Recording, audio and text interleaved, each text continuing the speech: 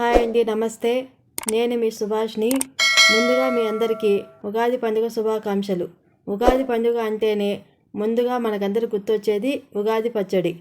ఉగాది పచ్చడి అనేది ఒక ప్రసాదం మాత్రమే కాదండి, ఇది ఒక ఆరోగ్యదాయినిగా పురాణాలు చెప్తున్నాయి. మరి ఈరోజైతే ఈ 6 రుచుల మిళితంగా తయారయ్యే ఆరోగ్యకరమైన ఉగాది పచ్చడిని ఒక చక్కటి కథను వింటూ నేర్చుకుందాం. ఒక చిన్న ఊరిలో రామయ్య అనే రైతు తన కుటుంబంతో సంతోషంగా జీవించేవాడు. అతనికి 3 పిల్లలు, రాము, లక్ష్మి, సీత. పిల్లలు చాలా చురుకుగా తెలివైనవారు. కానీ ఆ కుటుంబంలో ఒక చిన్న సమస్య ఉంది. వాళ్ళ జీవితాన్ని ఎలా చూడాలో ఇంకా పూర్తిగా అర్థం చేసుకోలేదు.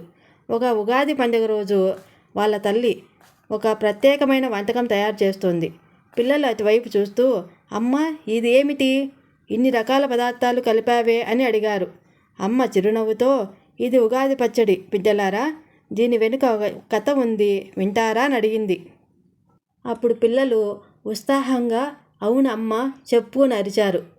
అప్పుడు అమ్మ, ఒకానొక కాలంలో ఒక రాజ్యంలో శివయ్య అనే వ్యక్తి జీవించేవాడు.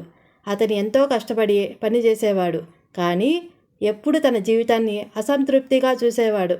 ఒకరోజు అతను ఒక ముని దగ్గరకు వెళ్ళి, నా జీవితంలో కష్టాలే ఎక్కువ, నాకెప్పుడు సంతోషం రావట్లేదు అని అన్నాడు. మునిగారు చిరునవ్వు చిందిస్తూ ఒక చిన్న పాత్రనిచ్చారు. ఇది పచ్చడి, దీన్ని తిని జీవితంలో నిజమైన అర్థాన్ని తెలుసుకొని అన్నారు. శివయ్య ఆ పచ్చడిని తిన్నాడు. తీపి, చేదు, పులుపు, కారం, వగరు, ఉప్పు ఇలా అన్ని రుచులు కలిపి వింతగా అనిపించింది. మునిగారు అప్పుడు అతనికి జీవితం అంటే అర్థమయ్యేలా ఈ విధంగా చెప్పారు. జీవితం కూడా ఇంతే, ఇదే విధంగా ఉంటుంది. ఒక్క తీపి రుచి మాత్రమే ఉంటే మన జీవితంలోని ఇతర అనుభవాలను అర్థం చేసుకోలేం. చేదు లేకుంటే తీపికి విలువ తెలియదు. పులుపు లేకుంటే మార్పు ఉండదు. అన్ని రుచులను సమతులంగా అనుభవించగలిగిన వాడే నిజంగా జీవితం గెలిచినవాడు. అప్పుడు శివయ్య ఆ ముని చెప్పిన మాటల అర్థం తెలుసుకున్నాడు. ఆ రోజు నుండి జీవితాన్ని ఆనందంగా స్వీకరించడం నేర్చుకున్నాడు. అప్పుడు పిల్లలు ఆశ్చర్యంగా, అమ్మ, ఇది చాలా గొప్ప కథ, అంటే మనం కూడా ప్రతి అనుభవాన్ని సమతులంగా స్వీకరించాలి కదా అని అడిగారు. అవును పిల్లలు, అందుకే ఉగాది పచ్చడిని తినడం ఒక గొప్ప జీవన బోధన అని అమ్మ ప్రేమగా చెప్పింది.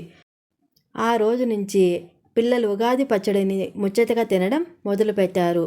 మీరు కూడా ఇలాగే ఉగాది పచ్చడిని మీ ఇంట్లో ప్రిపేర్ చేసుకొని మీకు ఎలా వచ్చిందో నాకు కామెంట్ చేయండి.